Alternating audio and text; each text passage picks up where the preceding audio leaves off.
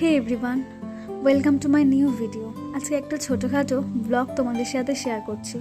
কিছুদিন ধরে শরীরটা মারাত্মক খারাপ। লাস্ট 2 দিনে তো আমার শরীর এতটাই খারাপ হয়ে গেছিলো যে বাড়ির লোকেরাও খুব চিন্তায় পড়ে গেছে।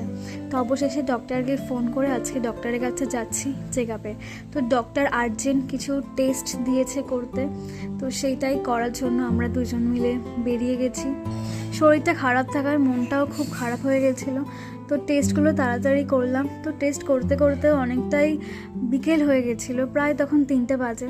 তো আমাদের খাওয়াও হয়নি কিছু, তাই জন্য আমরা একটু হাবড়াতে গেলাম। হাবড়াতে গিয়ে একটা রেস্টুরেন্টে ঢুকলাম। রেস্টুরেন্টে ঢুকে দুজনে মিলে একটু খেলাম, দুজনে একটু কোয়ালিটি টাইম স্পেন্ড করলাম, যাতে করে আমার মনটা অনেক ভালো হয়ে গেছিলো। আর মন ভালো হয়ে গেলে তোমার শরীর যতই খারাপ থাক, তার মধ্যে থেকেও যেন তুমি একটা শক্তি ফিরে পাবে নতুন করে এগিয়ে চলা, তাই না? তো এই ভেবেই আমরা একটা রেস্টুরেন্টে গিয়ে দুজনে কোয়ালিটি টাইম স্পেন্ড করলাম, ব্যাস আর কি।